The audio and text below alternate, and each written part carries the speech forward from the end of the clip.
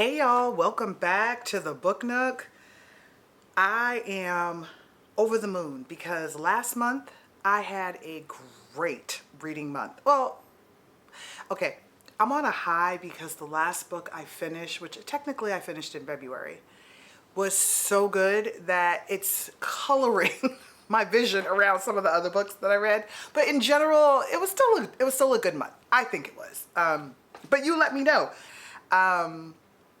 If you read any of these books, please comment down below and let me know what your thoughts are, or if you're interested in reading any of these books, be sure to let me know. Let's chat it up. In the month of January of 2025, I read 6 books, and that's really good because that was my goal, to actually read 5 books, and I read 6. And of the 6 books that I finished, I had two 5-star reads. Just to give you a sense of like how I rate things really quickly, 5 stars is like, oh, I had all the feels. I felt everything, every kind of emotion it brought out of me, whether it was dark academia or it was a thriller, or which I don't know that I give too many thrillers 5 stars. I'd have to go back into my journal to see. But I feel like if you make me feel something, there's some depth to the story, you know, I'm giving it a 5. And then after that, it's like I really enjoyed the story. That's a 4. 3, it was a good story. I might still recommend, depending upon whom I'm talking to, because, you know, people are at different points in their reading journey and what they enjoy. And then if I rate something a 2, that means like A for effort. I don't know that I would recommend it. It was probably something that, you know, was just not very good. And then if I gave something a 1, which I never give 1 star because I typically do DNF books if they're just not sitting with me. But I do give it a good college try first. Like I will go in 50 plus pages, sometimes even 100 and plus pages. And it does break my heart to let it go. But if I'm not having a good time and I'm sitting around my house with all these books, I'd rather move on and enjoy myself. So I hope that gives you a sense of, I mean, does it really matter? Either you really like it or you don't. But I don't know. Maybe sometimes it's helpful if you know how someone's rating a book. So with that said, let me tell you all about One Day in December. So, you know, I'm old now, y'all, so I got to put on my little spectacles and I got to look at my notes because I read One Day in December at the beginning of the month, and I remember it. I remember sort of the general, essence of the story, but I may not remember exact character names, and some of you may actually care about that. So One Day in December is written by Josie Silver, and y'all, I gave this book, I want to say, I think I gave it 2.75 stars. And so it was right at that space, right? Like, I don't know that I would recommend it, but then there's probably someone who would enjoy it. So it wasn't like super bad, but it wasn't very good either. And it had such great potential. I mean, when I started this book, I was excited because I thought the premise was really exciting. This idea that this girl sees this boy at the bus stop and she's on the bus and she's thinking, oh my goodness, that's my guy. She doesn't get off the bus. Fast forward, she has all these regrets. She goes home, she tells her best friend. She and the best friend are like, well, we've got to find him. Well, they don't find him, at least not together. But time passes and good old Jack, that's busboy's name, Jack rolls up in the crib. And Jack turns out to be the new boyfriend of the roommate, and the roommate has no idea. And so it's just, from there you think, oh, that's a bummer. Like I was really like riding for Lori. Her name's Lori. I was really riding for Lori to actually like meet Jack and what that could have been. But okay, I see what you're doing, author. I see the twist. Y'all, ooh, she could have kept that twist. It just turned into a story that had me wanting to drop kick. And I'm not a violent woman, When I tell you I wanted to drop kick a character, I'm not going to tell you who, just in case you're interested in reading. I don't like, spoiling books for people. But, it just quickly devolved into utter madness, in my opinion, because I was like, this could have been so good. And these characters are like so seemingly deep, but uber shallow, and just not the kind of people that I would want to know. And I don't know if that was intentional on the part of the author to create these seemingly lovely people who turned out to be less than lovely. So and then the ending, I was like, oh, come on. Like, I'm talking myself out of the 2.75. So I'm gonna leave it alone. But ooh, y'all, I wasn't loving it. I wasn't loving it, but I guess I didn't hate it because I had such high hopes in the beginning. And so this is where I am a romantic in that sense, right? Because I want books to be great. I want books to be great. And so I'm willing to give them probably more credit than they deserve, which, okay. Next book. So in January, I also read Kill for Me, Kill for You by Steve Kavanaugh. And both of these were library books, by the way, so I don't have them on hand.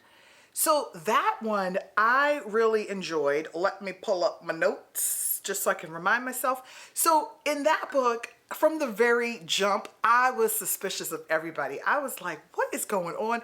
I really didn't know.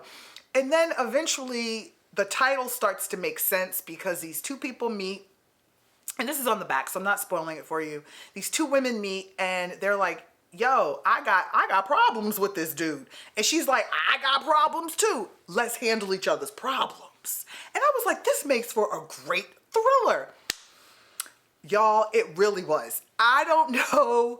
I mean, I wouldn't say that I am the person who is so well versed in thrillers and, the best judge of character. I just know how a thriller makes me feel. If I'm on the edge of my seat, if I want to keep turning the pages, if I want to know what's going to happen to the characters, then we're in the ballpark of like 4+ stars. So for me, this was like a if I remember correctly, I think I gave it 3.75, maybe even 4 stars, because I did enjoy the story. Were there elements to this story that were absolutely outrageous and fantastical? Of course. But it's fiction. Fiction is meant to be fantastical, right? And maybe not in the fantasy element, maybe not in sort of the fantasy realm that we know of, but still in that you get to take license with those things that, just we wouldn't do in real life. And that's part of the joy of reading, right? Is to experience things that we don't necessarily experience in our day-to-day lives. And so I was okay with the elements that were really sort of outlandish. And I will say that some of the plot twists, I was like, what? Why would you do that? Not about the author, about the character. Well, I guess it is the author because he penned it. But like, why would you make that choice? So again, if a book is causing me to ask questions and I expect the characters to talk back, then, we're rocking and we're rolling. So to me, this was a good ride. I enjoyed this book and I do recommend it. So sadly, I know, starting with sadly, but unfortunately, there was a romance that I attempted. And, I don't think I'm super biased. I know I'm not a huge romance fan. However, I do appreciate them, and especially if they're well done. So unfortunately, I did not love this one. And this is Accepting Destiny by Lysandra Moore. I gave this one, I think, like 2.25 stars. And that might have been really generous. So hear me out on this one. Before I tell you what the story is about, I don't think this story was written for me. I mean, could it have been written for me? Sure. It's about a black woman who meets a black man, and could it have been? Yes. However, I don't know that I'm the right demographic. As you all know, I've not been shy about it. I am not 20s. I'm not in my 30s. So, when you're a bit more mature or mature, there are just certain experiences that you've had and that exist in your life, and it's really hard to, I don't know how to word this. It's really hard sometimes to read stories that just don't grip you. And so while I just made the statement in the previous book about being okay with things that are fantastical, that aren't necessarily real, that's not what this is about. Everything that happened in this book, Accepting Destiny, could have happened. And even if it couldn't, that's not what would have been the issue. The issue was, for me, the writing. The writing just was very basic.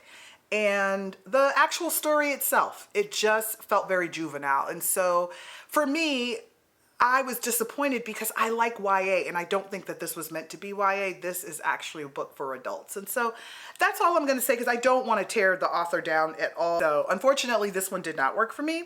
But in case it works for you, I will tell you what this book is about. I can't recall the characters' names, but suffice to say that there is a young lady who, she gets divorced. Her husband had been cheating on her. And again, there are no spoilers here. All of this is known from the jump. And so she's, she's angry and she's trying to work through those emotions. And so she ends up returning home to her small town in some part of Virginia. And she comes across someone that she knew in high school, and the two of them start to date. But I don't even know if they really started dating. It was like, oh, let's go out, says her mother, by the way, who like connects them. Let's go out. And then before you know it, it's like insta love. And I'm like, where did this come from? You all don't have enough of a history. If you read the story, they don't even have enough of a history for there to have been like this sort of residual like longing and yearning for this person, and then, oh, finally, we get to get together. That wasn't there. And so it was just like, oh, I knew you back in the day. You look good. I look good. We look good. Now we in love. And I was like, okay, what? So that's where I really struggled. And that's why there was such a low rating. It's a story that might resonate with someone though. And so don't let me be the judge for you. You should pick it up and you may enjoy it. And if you do, then that is awesome. Okay, next book that I read. So this book, I picked it up because of the title, and this was a library book, and I still have it. It should have gone back by now, but I forgot. So, but I have it to show y'all, and it's the Lula Dean's Little Library of Banned Books, and this band is over the author's name, so I gotta find it. Kirsten Miller is the author. I thoroughly enjoyed this book, y'all, and I believe I gave it like 4.25 stars, or maybe even 4.5 stars. This is a book about, I don't even know, how do I begin to tell this story? It's a small town, somewhere in the South, I forgot where, maybe North Carolina, and there's a woman who is like the town meddlesome lady. Like, she is utterly ridiculous in terms of how she thinks the town should, how the townspeople should live and what they should be doing and what they, should be reading, hence the banned books. And so she puts this little library out in front of her house, and she's going to, put in books that are about how to be a proper, Southern belle and how to crochet and things of that nature. And she leads the charge on removing essential titles from the library. Sound familiar? A lot of what's going on right now in the good old US of A. And so what then happens is, one of the young girls in the town who disagrees with this ban, she goes about being a bit mischievous, switches out some of the titles and puts a different jacket on. And so people end up with these books, and what are they getting? Knowledge. Go figure. Books that are providing knowledge about different topics that the townspeople feel will corrupt folks. And so what happens is you get this really interesting tapestry of characters who are They run the gamut, right? They run the gamut of folks that you or I may have come across in our lives. And we're talking about people who just hate other people who don't look like them. And you have those folks, and then you have the folks who are, you know, they're going to be pleasant enough to your face, but they wouldn't dare have you step foot within their home or sit at their table. And then you've got the folks who very much are on the right side of things, and they want to see things change, and they, you know, fight against the banning of books in the library and don't want to have the public library shut down. And it's just a really interesting story that centers also around, which again is very reminiscent of events that have happened in this country in recent years, is in the center of the town is a statue to a Confederate figure who should not have a statue erected for him. So of course then there becomes this divide in the town around what's history and what should be kept sacred, regardless of what it represents. And so it really is interesting. Don't let the title deter you. I mean, it's Luladine, which sounds oh so Southern, but to me that was part of the charm, and it just made total sense. There were parts in the book where I thought, you know, it's dragging on a little bit, but not to the point where I wanted out, ever. I was thoroughly enjoying this book. Did think a couple of parts needed to be sped along a little bit, but it all came together in a way that was very satisfying. And so I do recommend this book if you are interested in reading a story about a town fighting over banned books and statues of Confederate figures. Another book I read that I've already returned to the library, being a good doobie on that one, is This Poison Fate, and that is by Kaylin Bayron, I think is how she says her name, and I loved that book. I think I may have already spoken about it in another video, perhaps, but anyway, this story is a YA story, and it's about Brucellus, who is a budding botanist, essentially. She has this gift, this magical gift with plants that she's not sure of the history because she's been adopted. And her parents are very much in support of her uncovering these gifts, to the point where they end up moving away, where she is then immersed in the environment that's going to allow her to learn more about her talents and gifts with plants, and how those plants are used to heal, and how those plants have often also been used to cause tremendous hurt and damage. It is a wonderful, wonderful story. I was also listening to it while reading, and I'm so glad I did that, because the narrator did such a beautiful job of distinguishing between all of the voices. And as I'm talking to you now, I hear Brucellus's voice in my head, and it is just wonderful. It was just so, oh, I don't even know. I'm doing this because I guess it felt cozy to me. It's fitting for this. If you're interested in a YA novel that, you know, is wholesome, very wholesome. It does read very YA, but not juvenile YA. It is a story where, you know, there is a love interest. Brucellus has a love interest. And so, you know, again, YA, but not overly juvenile. And so if you're interested, you should pick that one up, because it was really good. And I did give that one 5 stars because, as I said, I just had all the feels reading this book. And then finally, but definitely, my God, not least, I was almost panic stricken, because I was like, oh my God, how am I going to talk about Babel by R.F. Kuang? How am I going to talk about this book? First of all, y'all, so let me just, you know, step over here for a second to say this. I used to be a literacy specialist and coach and all other manner of things in my past professional life. So teaching kids to mark up a text, teaching kids to annotate, that was all part of, this is how you engage with the text, right? And so this is a practice I've had for a long time. I don't often do it because I tend to use those skills more so with nonfiction. But every now and again, I will break out my tabs if there are just so many beautiful moments and quotes that I want to capture. And so in this book, I did tab. I could have tabbed up a lot more. But there were places where I just thought, you know, there's going to come a point where I know I'm going to want to flip open and see what I thought was so special at this point in the book versus sort of the end of the book, all of that.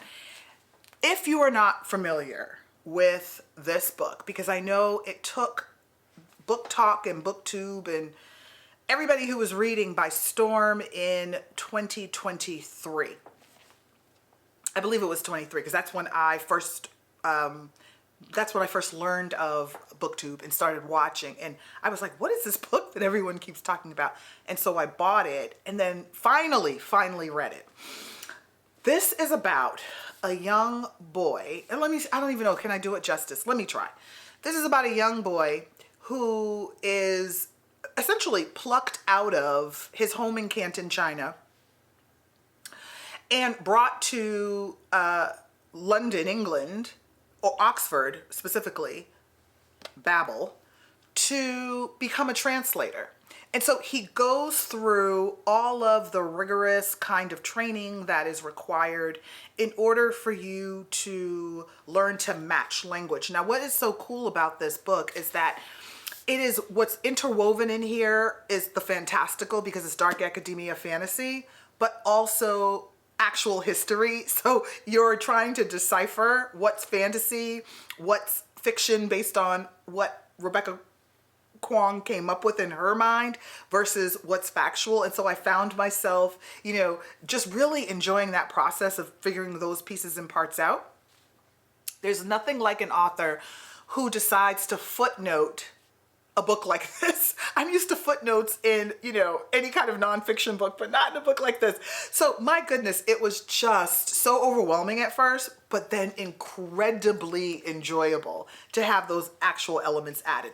Anyway, back to the kid. His name's Robin Swift, by the way. You're going to learn why that's his name. Because, I mean, a child who's taken out of China, is his name really Robin Swift? Okay. So they are at Babel, and as he's learning about various languages and becoming adept at creating these match pairs, is what they were called, to translate language, he has made friends with this core group of other students who are in his cohort. And the story goes on to be so much grander than that, because it really is a story about colonialism and the effects of it. It is about belonging, if I can oversimplify, because I don't want to go on and on in this video about this book, except to say, of course, this book is absolutely phenomenal and 5 stars, if you have not already picked up on that. But also, it is a history lesson, and it is an opportunity for the reader to grapple with what could be very uncomfortable topics if you are not already well versed. See, me here, right here, I already knew a lot of this, right? I know all about colonialism. Actually, I'm going to retract that statement. I know a heck of a lot about colonialism. I don't know everything. I'm never going to claim to know everything about every topic. And so I was not uncomfortable reading this. If anything, I felt seen. I felt like, That's exactly how people feel about what was done and what is being done in terms of being colonized. And so it is a book that is just like a slaps you in the face. And if you're ready for it, good. You're going to get so much out of this story. And if you're not ready for it, well, you know, put on your big girl panties, your big boy drawers. Okay, yeah, I said what I said. Put them on and get into this book, because let me tell you something. If you don't feel and if you don't see, then I don't know, man. You might not be human. Yeah, you might not be, because I don't know how you can read this and not have visceral responses to a lot of what is said and done in this book. It is just, she captured it so well. And, you know, one of the things that I love, I don't have the special edition copy, and I'm not going to say I won't get it because I might become that person one day. Who knows? But as of right now, I'm content with this version. So suffice to say, though, I'm probably going to butcher it, but you'll get the essence. And that is that the act of translation is an act of betrayal. And when I read that, I sat with that. I had to close the book and I sat with that and I thought about it for probably a good 10 to 15 minutes. What does that mean and how do I truly feel about that? And I'm not going to go into a diatribe right now about that. But suffice it to say that that is one of the deepest quotes in here among so many other rich nuggets. But that one right there captured my soul. And it turns out, as I said, it's actually on the sprayed edges of the special edition copy of Babel that is out now. So I probably didn't do this justice. I was probably inelegant, and I'm okay with that because at least I read it. I read it and I thoroughly enjoyed this book, and I highly, highly recommend that if Babel has not caught your eye before and is not on your radar, that you need to put it on your radar and perhaps add it to your reading for this year or sometime in the near future. So that is it, y'all. Those are the 6 books that I read in the month of January. As you can see, I did have an interesting month. It was quite varied in terms of what I read and in terms of how I felt about what I read. That is one of the things I just do naturally. I'm not strategic about like, ooh, I need to make sure I pick, you know, a romance. I need to pick a thriller. I just let myself gravitate towards what I'm interested in. And it turns out, after now paying attention to myself and my reading habits, that in fact I do enjoy a thriller and perhaps a romance and then some dark academia and fantasy and such. So it's been a lot of fun to be on this journey, and I hope that you will continue to go on this journey with me because I'm having a blast making these videos. And so let me know in the comments if you have read any of these books, if you're planning on reading any of these books, let me know, and I will see y'all in the next one. Bye.